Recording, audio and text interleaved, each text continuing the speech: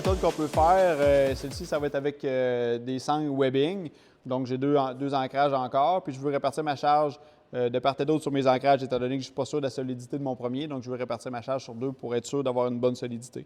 Donc, j'ai déjà mes sangles d'ancrage qui sont installées, qui sont protégées sur chacun de mes ancrages. Donc, je vais venir dans un premier temps installer ma sangle d'ancrage d'un côté. En passant, mon nœud de sangle est déjà fait dans ma sangle. J'avais déjà fait mon nœud de sangle avec sécuritaire avec minimum 4 pouces qui dépassent de chaque côté. Donc, je viens passer après ça dans mon deuxième ancrage.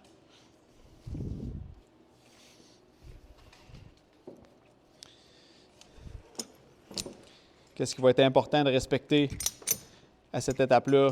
C'est bien sûr de ne pas impliquer le nœud dans notre ancrage. Donc, il faut que le nœud soit dégagé là, de toute charge. Donc, mon nœud, présentement, je l'amène sur le côté comme ça, c'est parfait.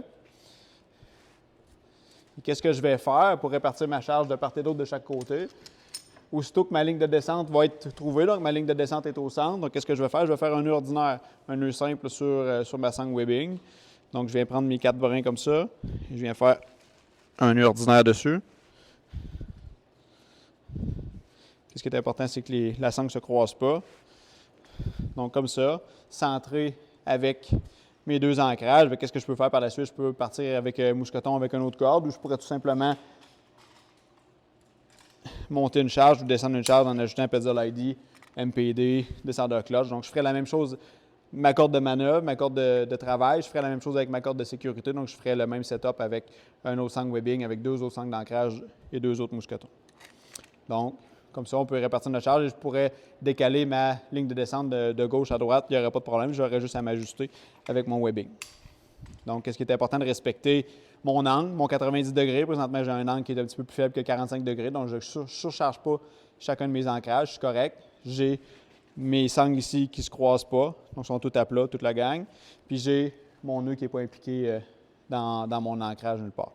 À ne pas faire, je sais que ça s'est vu, c'est une tendance qui s'est vue, c'est encore montré dans les livres de formation, c'est de faire un ancrage comme celui-ci, c'est-à-dire que j'attire ma sangle comme ça, je fais faire un demi-tour à ma sangle webbing et je viens y apposer mon mousqueton.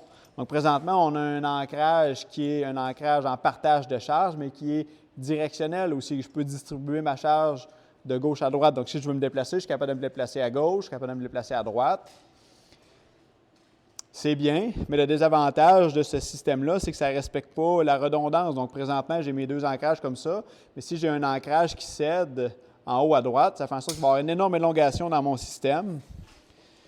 Oui, le nœud va peut-être me retenir, mais étant donné qu'il y a une très longue élongation de mon système, l'impact va être décuplé, triplé. Ça va faire en sorte que je peux avoir une rupture de mon matériel, autant de ma sangle d'ancrage que de mon mousqueton, et de mon deuxième ancrage. Donc, ça ne respecte pas la redondance.